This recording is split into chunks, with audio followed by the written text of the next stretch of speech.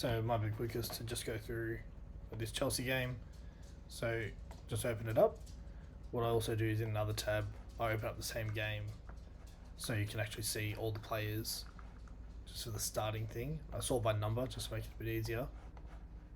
If you go to tags at the top, start tagging. Quarters, just make sure it's set. Check their uniforms. It just makes it that much easier in the session. Ball tagging. So Chelsea's blue. You just click that drop down, and then Coburg, which for some reason has come through as C, they're in white. The only thing we really care about is the team stats, which you have to do anyway. Don't worry so much about shot location and type. I don't care about player fouls, subs, and lineups. Like just the main player stats and team stats, and leave custom tags, and I'll touch on that in a sec. Then what I do is just throw these side by side. So then I can go to Gal's roster. 0, there's no number 1. There's a 2, 3, 4's there but didn't play, so just get rid of him. There's a 6. There's an 8. They don't have a 10, 11. Basically just go through this so that when you go through the game and you tag it all, and I clear all the ones that aren't suited up or that don't exist, it just makes it that much easier to go through the game. It's just quicker. So Coburg, same thing, edit 0, 1, 5, there's an 8, there's 11, no 12, 13, no 14, there's a 15, 22, already in play, the only other one's 51. It's also me just talking to myself, and then 1, 2, 3, 4, 5, 6, 7, 8, 9 guys suited up. 1, 2, 3, 4, 5, 6, 7, 8, 9 guys. Perfect. Done. And then start tagging. And then you can keep that open because sometimes it's hard to see, and you can go to the play-by-play and then trust that the stats people got it right the first time. And you can kind of go through. It will be a lot easier when it's full screen. You can kind of go through the game and just see what the situation was. But often it's pretty straightforward. So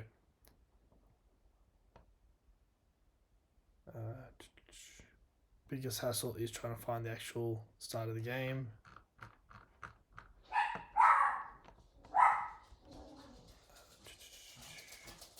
So it looks like here about 18-minute mark, and it'll be different for every video.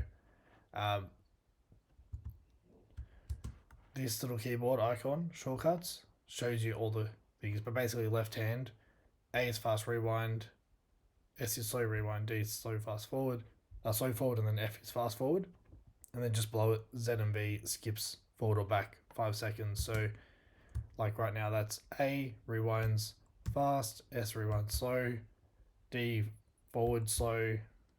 Just makes it that much easier to find things. And then on the right hand side, so like right now 13, so the girls on the tip, I can click that, or everything you see in the brackets is a keyboard shortcut. So just going through the game, I typically run it in fast forward, wait till something happens. He drives, kicks, someone shoots. So on the shot, hit J, and that's the 2-point field goal attempt, and it missed, and then they've got a rebound.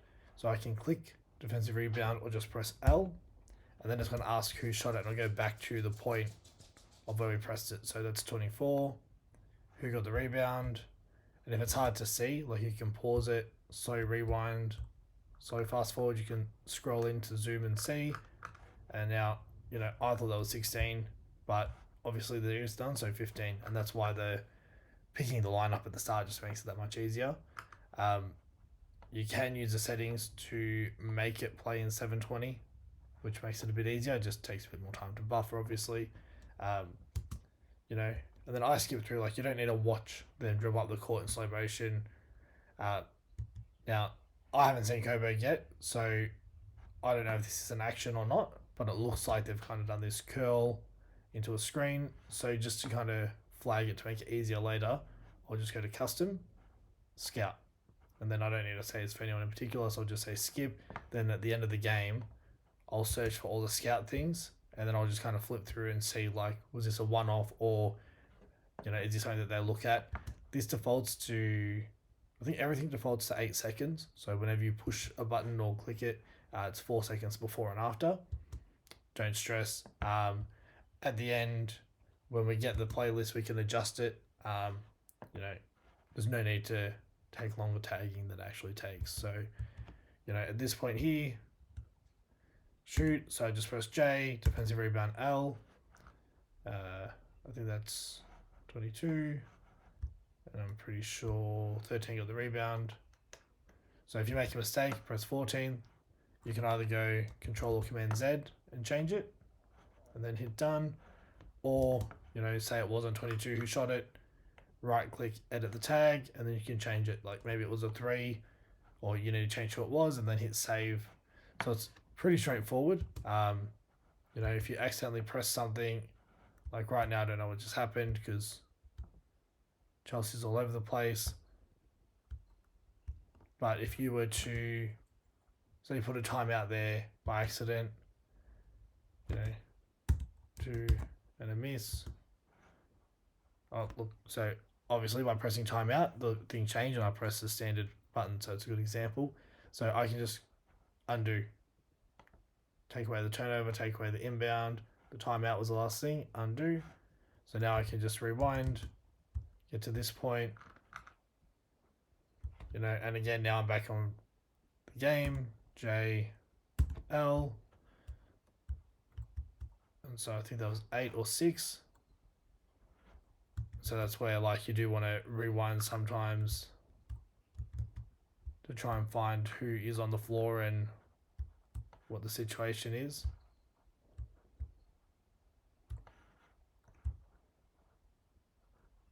Which I'm going to say that's 8. And again, if we go back, we can use the stats to find out who missed a shot from Chelsea, or you can just wait until you see him later on, and 8's obviously started and not 6, so it's just easy enough to do that. Or just say unknown if you don't know.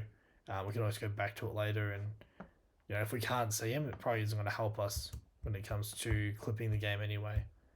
15 got the rebound, and that's it, right? You go through the game, same thing, all those things. Don't stress about deflections unless it's to say it's out of bounds, like deflected by 3 and then it's out of bounds, white ball or blue ball. So it just makes that a little bit easier. I will skip ahead to... No, actually, I won't. I'll just say that if we're in a situation where we have an inbound, so let's just say they've scored, so we can have an inbound. I hope that's a bad example. Undo. No, I've gone too far with the undos. So 15 got the rebound. So let's say there was a timeout, then I can inbound. The inbound baseline or inbound sideline, that does make it a lot easier. So when it comes to the end of everything being tagged, I can just go through and search for baseline inbounds and sideline inbounds to see their actions, and I won't have to see all the inbounds after a score or the backcourt inbound on a timeout. So where there's a baseline or sideline play and you have the option inbound, try and select the right one, just makes that a little bit easier. If there's anything that, for whatever reason, isn't there where it should be, let me know. But most of the time, like I've only ever found tech fouls or double fouls, ring violation, which is often goaltending. Sorry, they're like the only ones that I've ever had an issue with. But even then, it doesn't need to be perfect. It's just enough that once it's finished. So let me scrap that timeout. You don't have to do it the whole way through as well. So I can save and exit, 15% complete. That's just based on the timing and how long's remaining. So I can resume tagging, just go back in now. I can finish it later. Or if the game's over, hit the game is over and that's the end. But also finish later. Now this game, I can go through and search for these players, and I can go through and search for all these filters. So any inbound or baseline or sideline inbound, I can filter. So right now there are no sidelines because there hasn't been any tagged yet. But if I go inbound, I don't scored yet either. But if I went to inbound, that would also include every inbound offer score as well. So just irrelevant plays. But custom scout will automatically take me to. Actually, I didn't mean to press resume. But pressing scout will allow me to find those straight away. So I can just watch this one clip or all the clips that have scout, and then I can go from there. It just makes it that little bit easier to filter. The other thing would be, so if you resume tagging, just make sure nothing's changed. The rosters won't change. Typically it won't change. Just double check the quarters and you're not doing more work than you need to. Resume tagging, and then let's say this was the end of the first quarter, you just press end first quarter. Then as soon as you do something here, it's going to start the second quarter. So the next instance of you doing something will start that. I'm just going to undo those, save and exit. So every time there's an end of a quarter, it's just that top section, and that's it. Yeah, if you have questions, let me know, but I'm pretty sure that covers everything. It's honestly, I find the keyboard shortcuts super easy, and I only really use the mouse to select who shot it. The more you do it, the easier it gets. So typically it can take about an hour to 2 hours for a game, depending on how easy or hard the game is to follow. But yeah, any questions, just let me know.